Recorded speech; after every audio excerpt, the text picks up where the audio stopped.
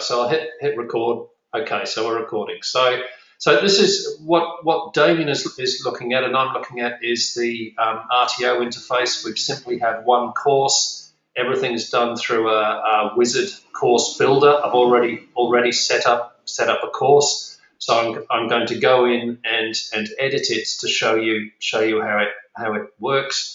Everything happens under an actions box, be that as a course or a student or a training plan. So it all works the same way. So once you get used to one process, it's fairly straightforward. So I'm just going in to edit it. I've already enrolled myself in it, so it's warning me that I've already have a student enrolled in. And then you can probably see there's a number of steps in here, Damien. So we start off, we give the course a name, nothing special there. We then have a whole pile of different drop downs around building the training and assessment strategy, what assessment methods we're going to use. And in this case, as I've sort of already described, we've got some underpinning knowledge questions, some of which are competency questions asked by the assessor.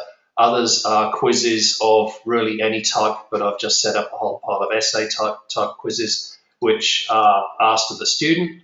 We're setting up some documentary evidence requirements. We're setting up some workplace task logging if they don't have evidence, and we're setting up, we can set up whether or not the self-assessment is first reviewed by the assessor before the candidate can continue, or we could set it up that the candidate can review their own self-assessment and continue on. So, for example, if you're taking enrolments over the weekend and you're unlikely and you want people to keep moving, you can set it so that the candidate can do it and then come back on it.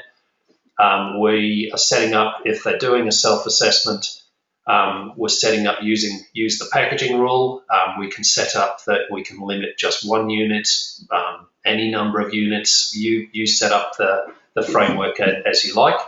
So that's in that section. The next little block are used predominantly by our public RTO clients, which is a whole pile of printable documents that they provide candidates. So, for example, an evidence summary report will just simply list all of the required evidence for each unit. So you might give that to a candidate before they commence. There's a whole pile of other things, but they're all hard copy, offline books that render content into predetermined templates. The student view is we just ignore that for RPL.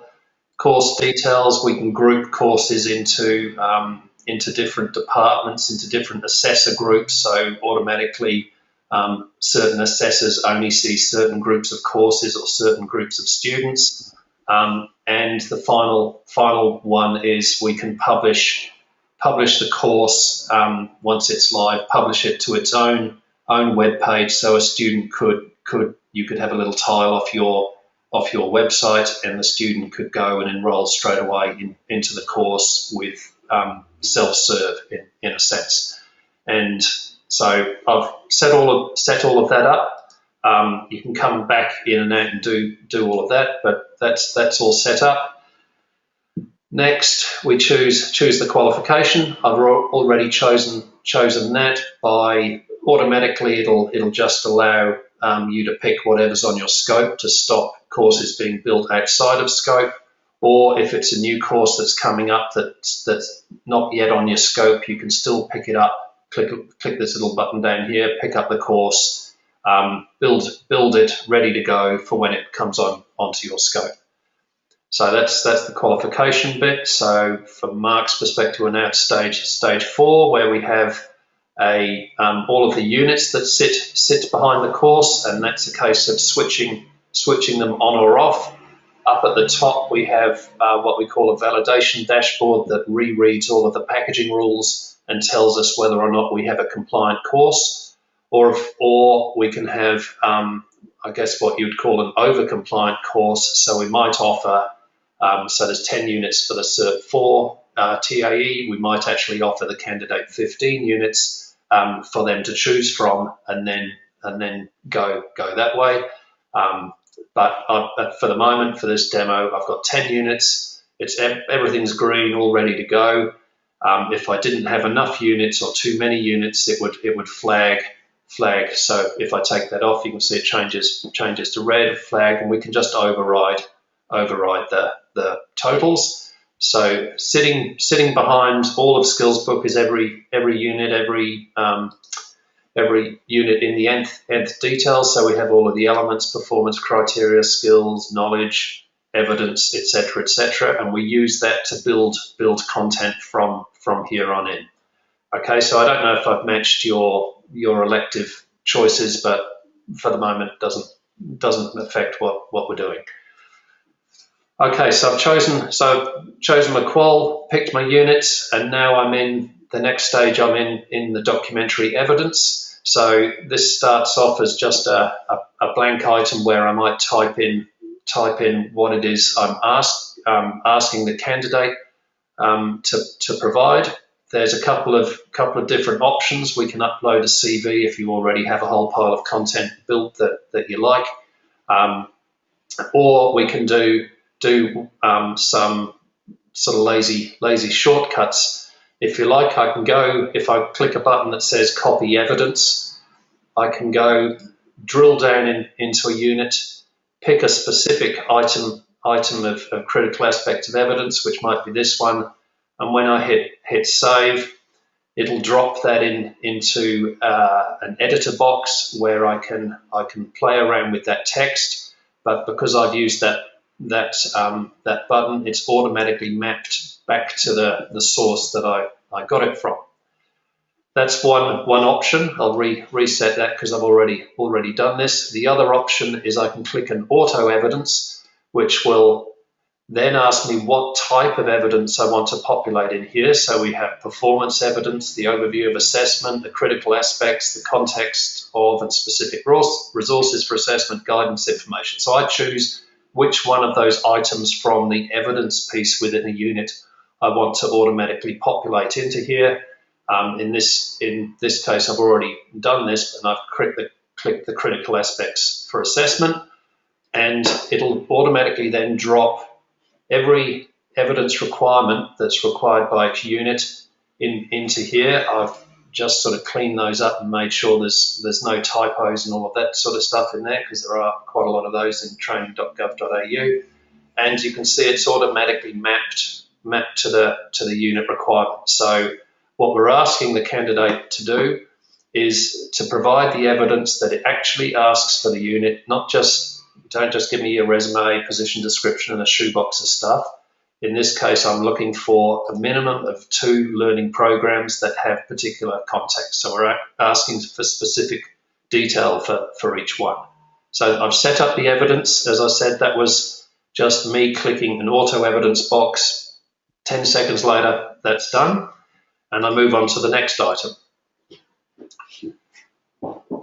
Okay, so here, this is where we're loading tasks. Now, tasks are used obviously in apprentice type training. Tasks are used as a great way of collecting competency progress in the workplace. But in the instance of RPL, they're used as a default, where a candidate clearly has the knowledge, is clearly doing the job, but can't provide the required evidence. So you might ask them to log when they're doing it and include their supervisor in the assessment piece to say whether or not they're meeting the requirements of the workplace. So the screen that Damien is looking at allows all of that configuration.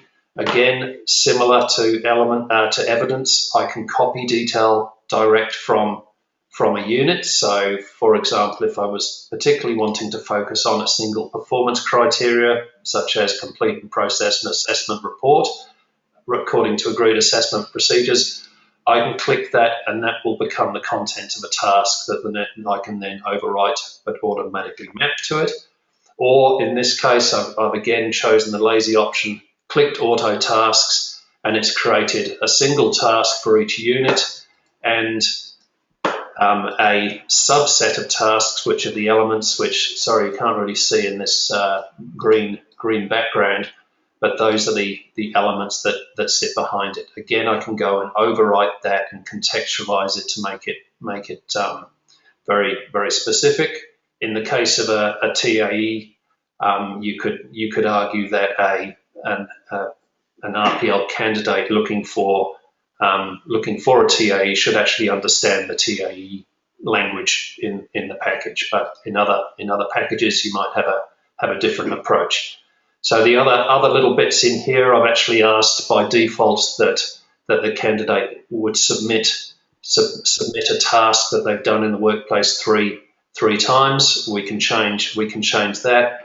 We can group, just as we can do across any of these. We can group tasks so they display under different tabs. We can group evidence into different sections. At this stage, I've left the whole lot open, and we can configure additional items that we might want the supervisor to say. So by default, we simply ask about overall performance, and the supervisor says whether or not they're operating at the required performance or they're a beginner, anywhere between 1 and 4. We might add into their ability to work in a team, communicate in the workplace, meet procedures, all of those sort of softer skills that are hard to get assessment evidence on. So that's how we configure that bit. So at this stage, I've simply clicked go for it, generate all of this automatically, and so you can see we have one task for each unit. Sitting underneath that, the elements, and automatically mapped back to unit content. So I've set the tasks. So far, Damien can see we've set evidence, we've set tasks. We're now on quizzes. But for Mark's perspective, this is the third part of the triangle of assessment. So we have sitting here, I ripped out of our, we have a Moodle sort of play site. I ripped out of that a whole pile of dummy questions for TAE that we've been playing around with for many years, imported them into here. I've put two groups of questions, two groups of questions. For each unit, there's a set of knowledge questions. This first one I'm looking at, assess competence. There's 18. I'm with you now, David. I can see your screen. Oh, you can see. Perfect. Okay. So,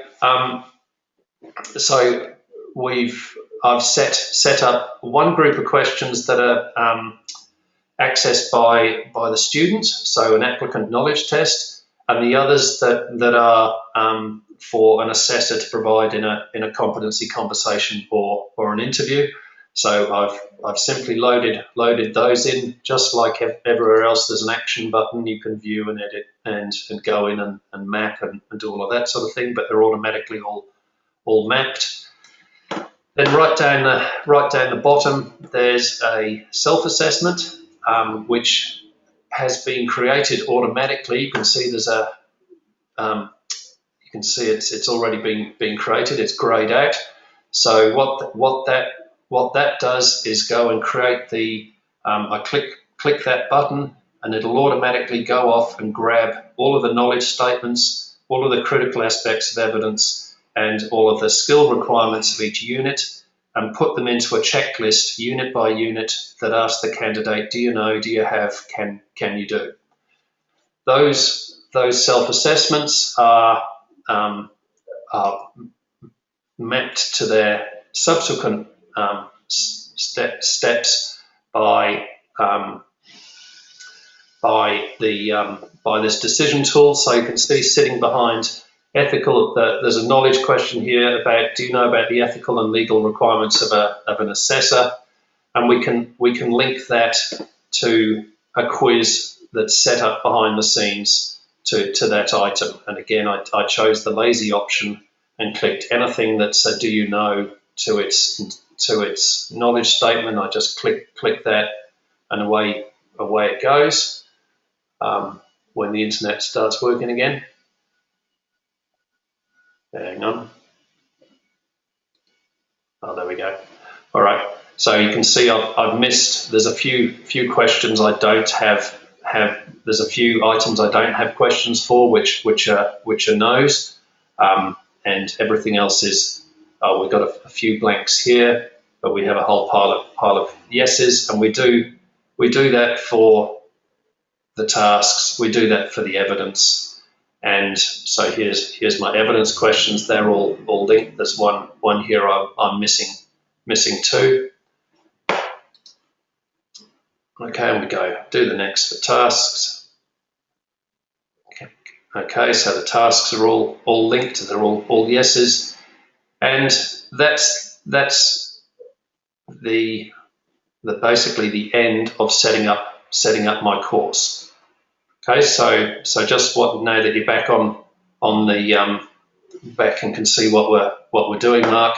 So we set up the training and assessment strategy, which was basically this RPL, etc., etc. We chose our assessment methods as questions, and you can see we've got a pile that aren't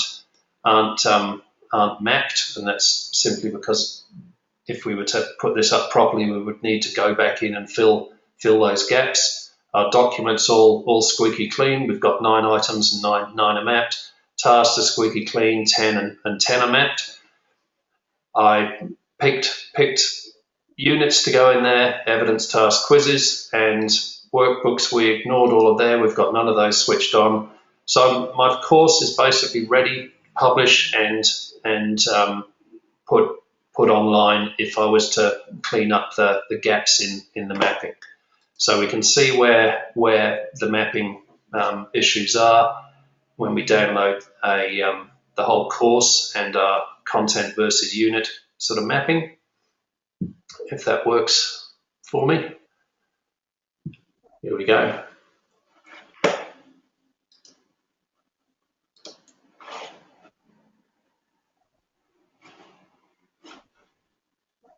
Just waiting on my computer, I think. Yeah.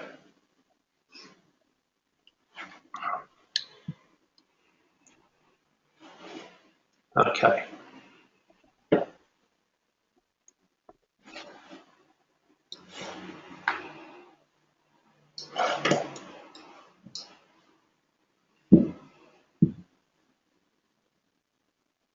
I'm just waiting on my computer to catch up. Here we are. Okay, so we have each of the unit. Oh, let me just see if I can make that a little bit bigger for you. Zoom 200%. Okay, so we have each item and each item of the unit content in column C here. We have the assessment items that we've built and have sort of auto map themselves to each of those. So as you can see, we've got here's one where we have the self-assessment and evidence and a task. We just have a task for that one, so on and so forth. So we get that big mapping matrix that's auto-created, and we can do a sort to see where the no's are and fill those gaps. So this shows whether or not it's mapped or not. So at that point, that's my course set up. Obviously, we're assuming we've done the QA and we're ready to publish that course. And then at that stage, we can enroll a student. I'm going to go on to the student side. Do you have any questions on the RTO side? I'm good so far, Dave. You're good. Okay. And Mark, you caught up? Oh, that was me that said. Oh, that was Mark. Sorry, you definitely caught up then. It's Damien, are you up? This is Damien here. I've got a question too. Is it like we're at the stage at the moment where we're having a training package transition to a new training package? Yep. I'm guessing it wouldn't make sense to clone the course when you're moving from training package to training package. You'd really have to start the setup from scratch, wouldn't you? Unless, well, it depends on the change. If you know how some packages, like I'm doing one for another client, CHC, like 08's gone to CHC. Most most of the qualifications are pretty much the same. Got a few new units, or it's using units from the old package and now put into the new package. Where there's enough transition, then it might make sense. I'll just show you the clone function, and then that'll probably answer your thing before I move on to the student side.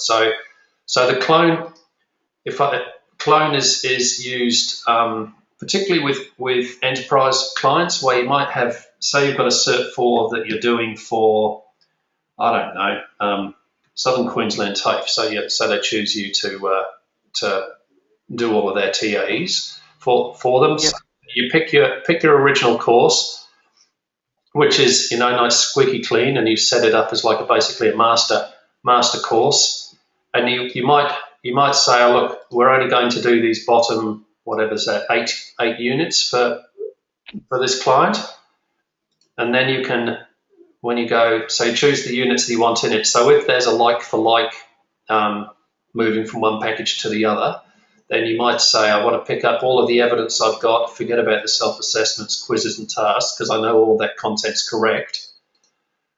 And when you hit save, it'll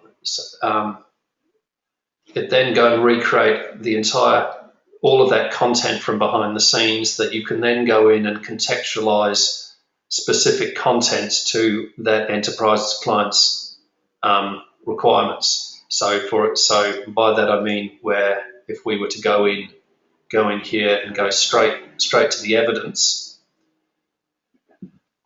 and say, for example,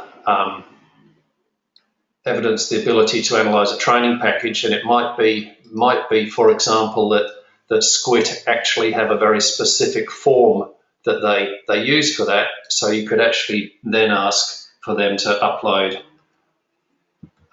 form, let's call it 5566, which is one in the same as analysing a training package and filling out all of that detail. So you could, Okay. So you've still got all of that content, all that mapping sitting behind the scenes, but you're making it very specific to that one client. That's really interesting. That answers my question perfectly. Yeah. That's great. Thank you. It kind of really depends.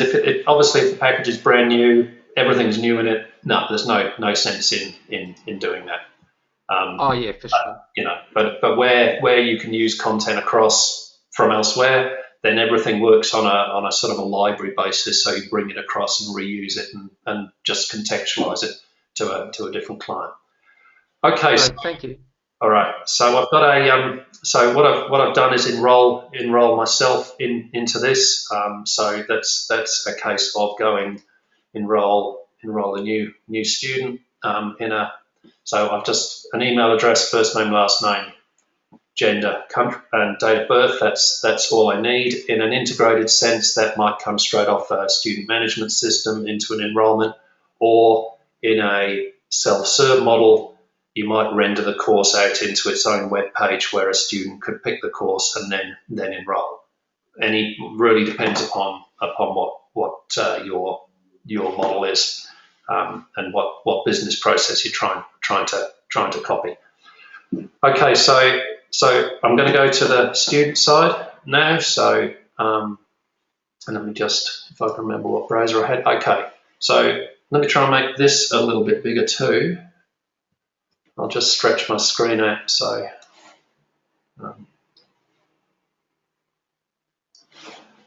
okay, so we're in the student side. Let me just start at the beginning. So what's happened is the student has received an email to say they've had an account created for them in Skillsbook, and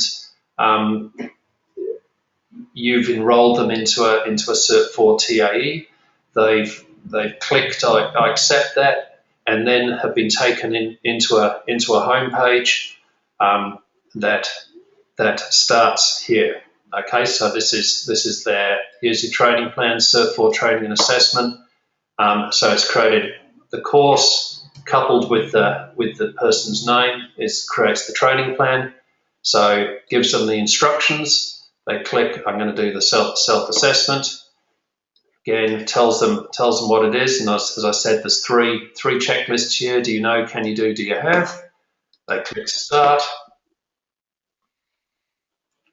and as you can see, I've clicked a pile already, but let's go straight down to the bottom. So this is what an individual unit self-assessment looks like. Do you know? And then these are the knowledge statements from that unit. Do you have? That's the critical aspect of evidence piece, and as you can see, I haven't touched that. In an ideal world, I would go in and clean that up a little bit, but we're asking exactly what the unit requires, and the can you do, which are the skills questions. So the candidate goes through and answers, and as you can see, by default this is switched to no, I don't know. So they have to force themselves to say yes. I hit save and I go unit by unit. Obviously, you can save and go back and forth until a point where you're happy, or the candidate is happy, and they submit their self-assessment. This says, are you sure you want to submit it? Once you've clicked OK, you can't go back. In fact, at the RTO side, you can go back. We can set it to go back and forth, but from the candidate's perspective, we're telling them once you've submitted anything, you can't go in and play with it. It's submitted, same as handing in your homework. So that's gone back, and if I come back to the RTO side, which is in green, again, sorry, I can't read that too well, but you can see I've got a message in here, and there'd also be an external email if I had that switched on, that David Morgan submitted their self-assessment. I'm going to go and have a look at that. So as you can probably tell, all of that, anything that happens across the system is tracked and time-stamped, and you can pump off a log of that, so we can see exactly what's happening and where people are at. So this is me as the assessor looking at the students' responses. You can see there's, hopefully you can still both see, there's a pile up here, the applicant knowledge test, where nothing has happened yet. There's one item to mark, which is a first attempt at a self-assessment. And there's some, as you can see, assessor interviews. So there's competency conversation, which haven't started either. Okay, so I'm going to go and have a look and mark this self-assessment. And we have the packaging rule up front here. We have each of the units and the responses. So we've got the do you know in this first column, the do you have, the can you do. You can see hopefully over here on the left-hand side under each unit there's a chance of success. So we've got an auto calculation of how likely the candidate is to succeed in this process. So the algorithm behind it is if the candidate, if they can't do any of the required skills, it's automatically 0. If they can do those and everything else is ticked, the maximum score is 80%. So we're not saying you're definitely going to get this, but a very good chance. So you can see with this one, 71%, me as the assessor, they go, yep, I'm going to let you proceed on that one. Same, 75, let you go on that one. 80, yeah, that's a good one. 30%, no, that's too low. That's not worth putting you through the pain. 80% and 53%, probably not. 41, no. 71, yes. Whoops, sorry. Yes. 47, no. 0, no. Okay, so it's pretty quick at this stage from the assessor's perspective. I'm going to say unit selection approved. They've completed their self-assessment okay. You can see down, hopefully see down here, I could have unlocked the self-assessment and let the student do it again. Student enrolled. these bits are your own kind of work process. Payment received, and you can see as soon as I've ticked all of those, a little new button pops up, activate the student. So in other words, students gone through, we're happy with the units they're going to go forward on. We're going to open up their accounts to then ask them questions and let them load documents. Is that okay at this stage? Yep. Yep. Okay, so I'm going to activate the student. Okay. Can I ask you a question, please, David? Sure. Yep.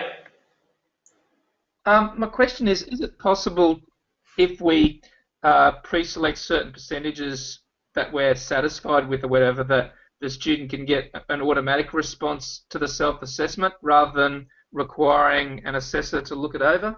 Yep, it is. Yep, we can set that, and we can also set the units that they, the number of units you're going to allow. We can set either or. So yeah, you can basically set it up as a full self-serve, go for it model where you actually build in your rules into what can proceed and what can't. So. Okay, cool. Yep. Okay. So all right. So what it's telling me is I've actually said I'm only going to allow the packaging rules to go forward, which I set that in the course. So I can I'm just going to go. Sorry, I should have relaxed that so I can do this for the demo. Okay. So we only set 10 units, and I need all of them. So that's my mistake. I've set it up wrong, but no, still not. Okay, I just need to tick the one I didn't tick on. Whoops, sorry. Sorry for getting vertigo looking at the screen going back and forth. You're good. That's I'm looking at two screens. That's yeah, it's my I don't normally use a. What's really bizarre for me is that I finally got it. My app is still downloading. Can you believe it? Is that I got my Surface Pro out, and then of course I had to set up my my Wi-Fi passcode, which I hadn't done here yet.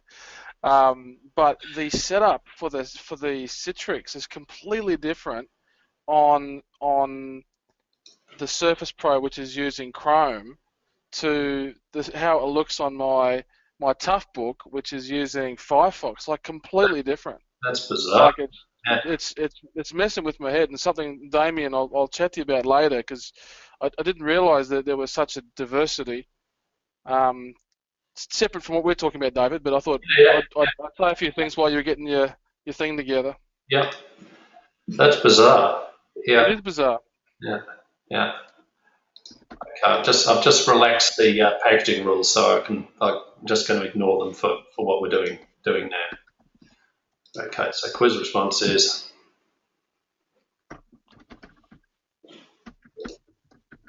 Okay.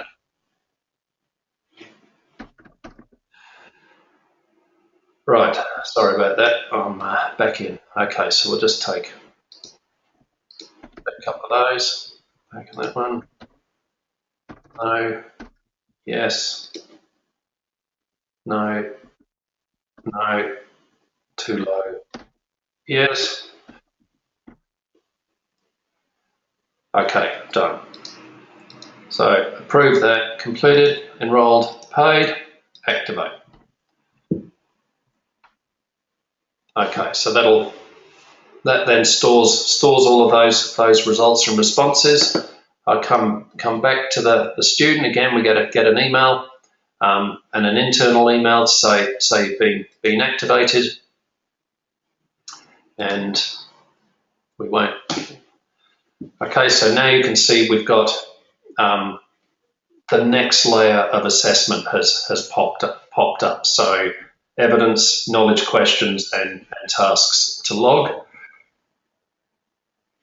Okay, so we have this screen. So this is the documentary evidence, and by documentary we're basically meaning anything from video to voice file to photo to Word document, any of these type, and we can we can simply extend those out to whatever you generally use. It's a question of uploading a document. They will then sit in a file library, and that file library can be used as literally as a library.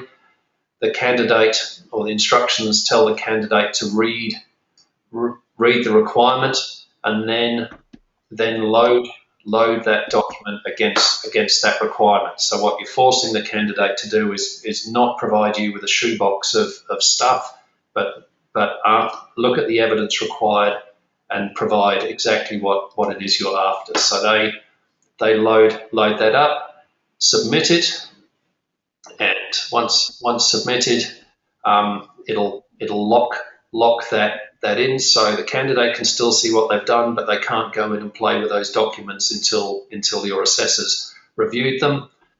They do the same thing for each item of evidence. So you can see there's five here, whereas we started off with 10 units, but we're only going forward on the 5. So they do that. They can also send internal notes back and forward to the assessor, and again, all of those are tracked and logged. So that's the evidence piece. The quiz piece, we have a pile of applicant knowledge tests. Again, the knowledge statements only related to four units in this case. You can really ignore the questions themselves because they're just dummy ones from our play zone. But you can see we've got a whole pile of a question. They type in the answer, usual sort of scenario. We can have multiple choice. We can have true, false. We can have sort of word map, an image map where you can spot a hazard on a picture. We can have scenario quizzes. We can have checklists. You can really have any sort of mixture of all of the above. Obviously, you can make through the editor, you can make this all look better than just a straight text box. And obviously from the RTO side, we can put in reference answers for the assessor, so on and so forth. So they work their way through this, submit the quiz, are you sure? And again, that's then locked, time-stamped, etc., against that item.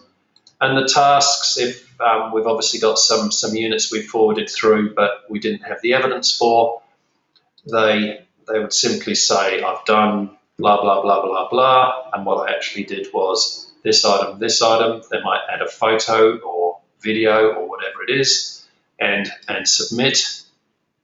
And we get a little, if I just close that up, we get a little indicator that they've moved forward.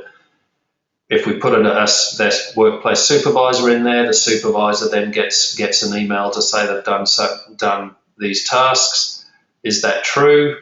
Yes or no? And how did they actually perform when doing it, or whatever we set up while doing that? So the candidate progresses through that process. You can see that we've only done one quiz, one evidence, one task. They've still got a fair bit to go.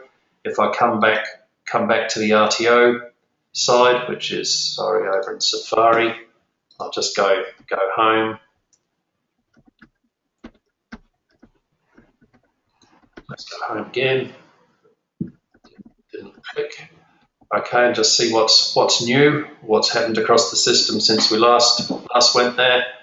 And you can see, obviously once I highlight it, we've got the task submitted, quiz load submitted, evidence uploaded. If I just go and look at one of those,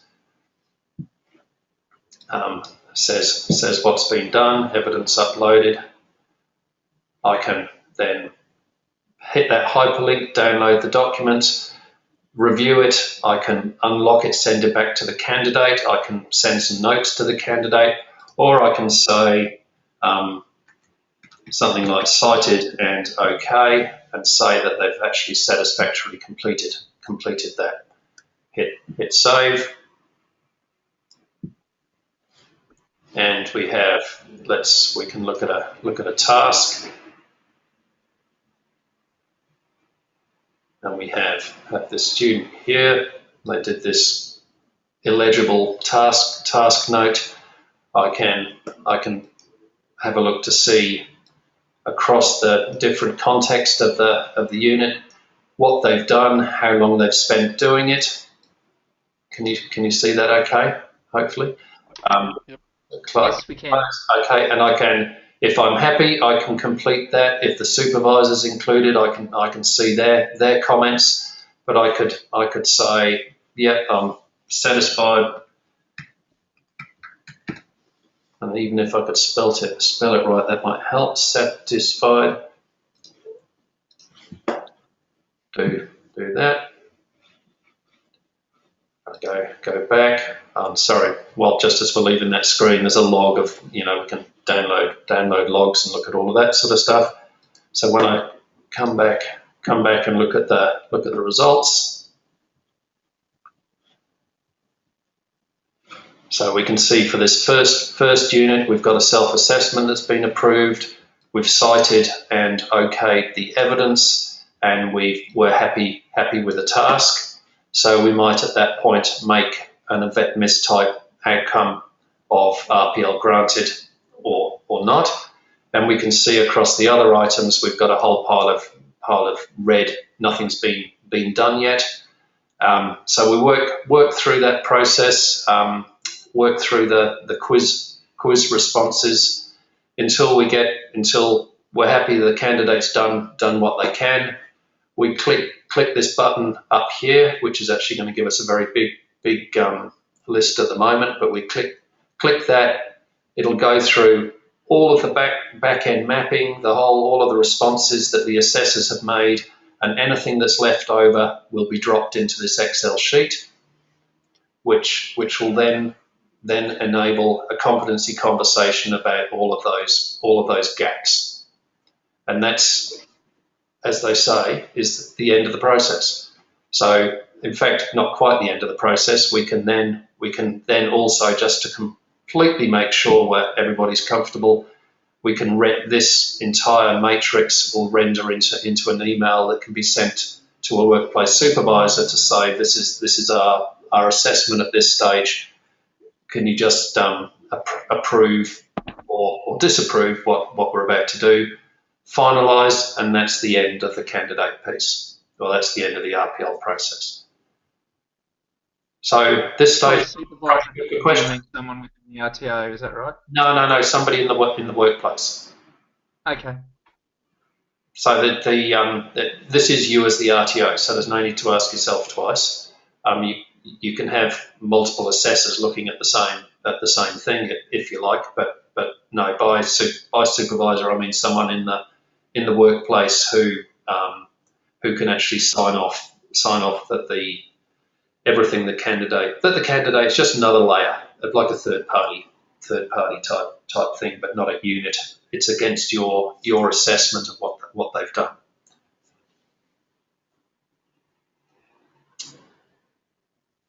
Okay, so let me come back in. So that's the end. That's the end to end.